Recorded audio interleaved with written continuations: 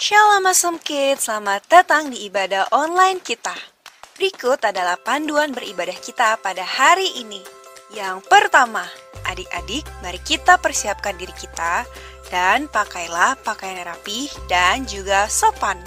Yang kedua, adik-adik, saat ibadah dimulai jangan tiduran ya, tapi kita mau duduk dengan baik.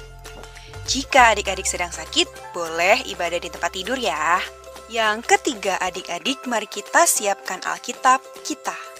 Yang keempat, bagi adik-adik yang sudah bisa menulis, ayo siapkan buku dan alat tulisnya ya. Hal ini berguna untuk mencatat firman Tuhan yang disampaikan pada hari ini. Yang kelima, adik-adik semua ikut menyembah dan memuji Tuhan ya dengan semangat. Yang keenam, adik-adik yang mendengarkan firman Tuhan, kita mau duduk dan jangan jalan ke sana-sini ya. Dan juga jangan mengobrol. Yang ketujuh, adik-adik ikut berdoa bersama-sama juga ya. Selamat beribadah. Tuhan Yesus memberkati. Puji nama Tuhan. Shalom adik-adik yang ada di rumah. Selamat datang di ibadah minggu kita pada hari ini. Saya yakin dan percaya adik-adik semua dalam keadaan yang baik dan luar biasa dalam Tuhan. Amin. Wow, langsung saja adik-adik kita akan mulai ibadah kita. Namun sebelumnya mari kita berdoa terlebih dahulu. Bapa kami yang ada dalam kerajaan surga, kami mengucap syukur berterima kasih. Hari ini kami sudah menikmati anugerah Tuhan. Dan saat ini kami mau beribadah Tuhan. Kiranya Engkau memberkati setiap kami, sehingga kami boleh beribadah dengan menyenangkan hati Tuhan. Terima kasih Tuhan Yesus. Kami siap untuk memuji Tuhan. Dalam nama Tuhan Yesus kami berdoa. Amin. Haleluya adik-adik. Kita akan menaikkan satu pujian untuk Tuhan Yesus. Saya ajak untuk adik-adik benar-benar menyanyikan pujian ini, sehingga nama Tuhan pun dipermuliakan dan Tuhan Yesus memberkati setiap kehidupan kita.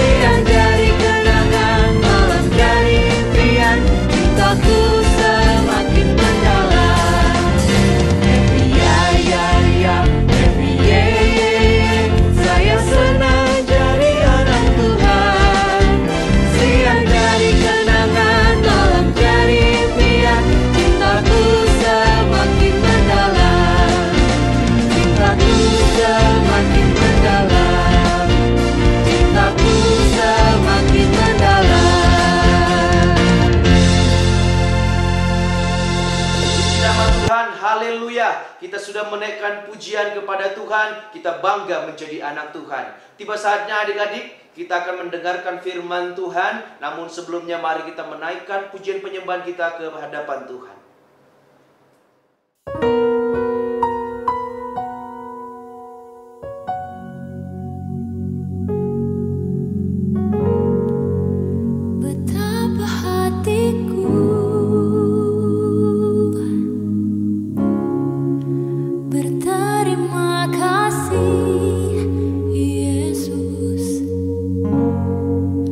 Kau mengasihiku.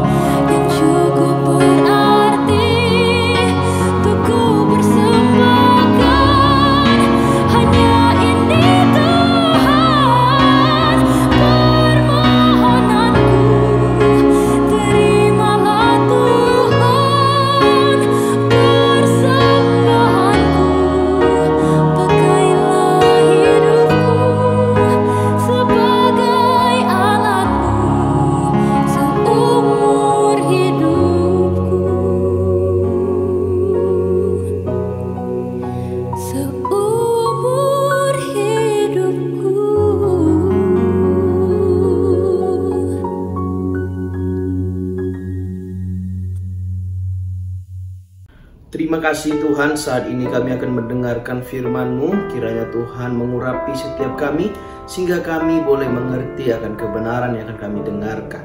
Biarlah kiranya Roh Kudus menjamah kami, dalam nama Yesus. Amin.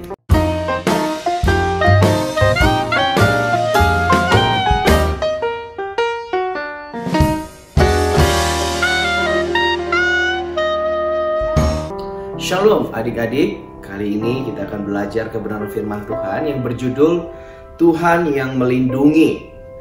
Ayat firman Tuhan didapati di dalam Yeremia 16 ayat 19 yang A, yang berkata, "Ya Tuhanku, kekuatanku dan bentengku, tempat pelarianku pada hari kesesakan." Ayat berikutnya Yeremia 38 ayat 6 sampai dengan yang ke-13. Yeremia 38 ayat yang ke-6 sampai 13. Ayat yang ke-6 kita baca ya. "Maka mereka mengambil Yeremia dan memasukkannya ke dalam perigi milik Pangeran Malkia yang ada di pelataran penjagaan itu. Mereka menurunkan Yeremia dengan tali. Di perigi itu tidak ada air, hanya lumpur. Lalu terperosoklah Yeremia ke dalam lumpur itu. Tetapi ketika didengar Ebed-Melek, orang Ethiopia itu, ia seorang sida-sida yang tinggal di istana raja, bahwa Yeremia telah dimasukkan ke dalam perigi. Pada waktu itu raja sedang duduk di pintu gerbang Benyamin. Maka keluarlah Ebed-Melek dari istana raja itu lalu berkata kepada raja, 'Ya tuanku raja, perbuatan orang-orang ini jahat dalam segala apa yang mereka lakukan terhadap Nabi Yeremia, yakni memasukkan dia ke dalam perigi. Ia akan mati kelaparan di tempat itu, sebab tidak ada lagi roti di kota.' Lalu raja memberi perintah kepada Ebed-Melek orang Ethiopia itu, katanya, 'Bawalah 3 orang dari sini dan angkatlah Nabi Yeremia dari perigi itu sebelum ia mati.' Ebed-Melek membawa orang-orang itu dan masuk ke istana raja, ke gudang pakaian di tempat perbendaharaan. Dari sana ia mengambil pakaian yang buruk-buruk dan pakaian yang robek-robek, lalu menurunkannya dengan tali kepada Yeremia di perigi itu. Berserulah Ebed-Melek orang Ethiopia itu kepada Yeremia, 'Taruhlah pakaian yang buruk-buruk dan robek-robek itu di bawah ketiakmu sebagai ganjal tali.' Yeremia pun berbuat demikian. Kemudian mereka menarik dan mengangkat Yeremia dengan tali dari perigi itu. Demikianlah Yeremia tinggal di pelataran penjagaan itu." Yes, amin buat firman Tuhan. Nah adik-adik, hari ini kita akan belajar bagaimana Tuhan melindungi Nabi Yeremia.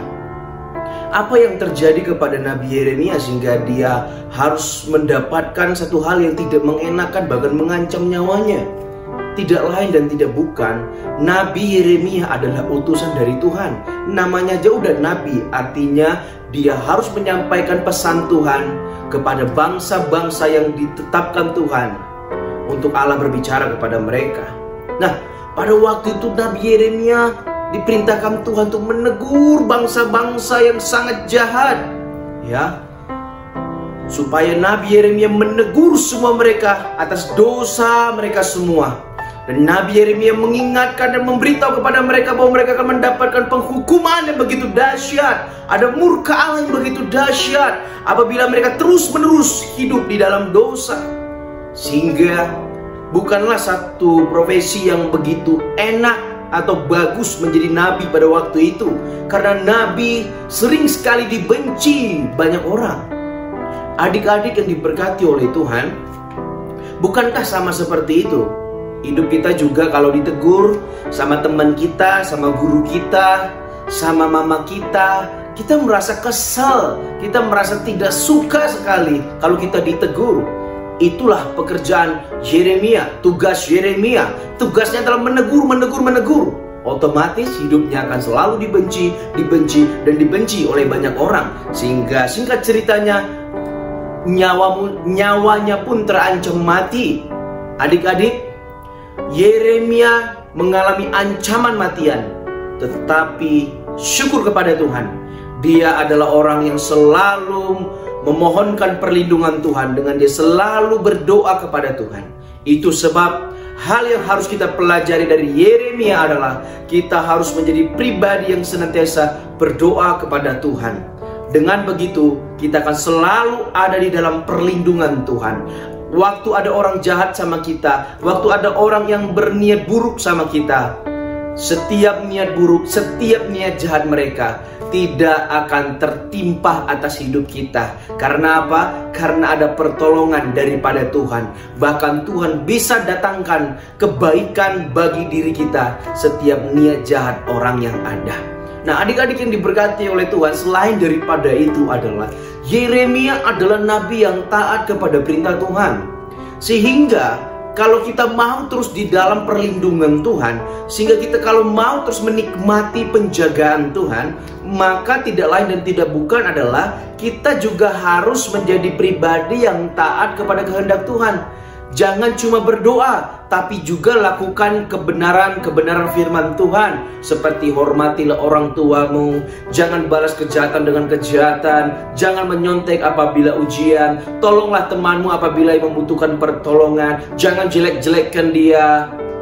Come on, kita harus lakukan yang seperti itu. Dengan begitu kita akan menikmati perlindungan Tuhan yang sempurna. Nah, adik-adik yang diberkati oleh Tuhan, hari ini kita belajar bahwa Tuhan telah menyelamatkan Yeremia di saat dimana Yeremia sudah tidak bisa menolong dirinya sendiri dari kondisi yang begitu pahit, begitu tidak enak.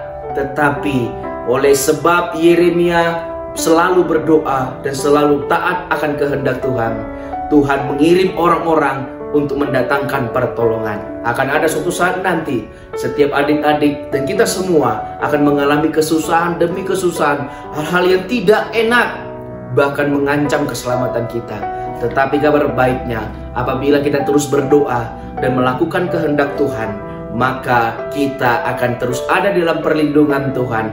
Baik 1.000.000 orang mau berbuat jahat sama kita, tidak akan pernah mungkin bisa mereka menang, sebab ada Tuhan yang menyertai kita. Jadilah anak-anak yang suka berdoa, jadilah anak-anak yang suka melakukan kebenaran firman Tuhan. Dengan begitu Tuhan akan selalu menjaga, melindungimu, dan hal-hal baik boleh terjadi dalam kehidupanmu. Amin. Buat kebenaran firman Tuhan, adik-adik, sebelum saya akan mengakhiri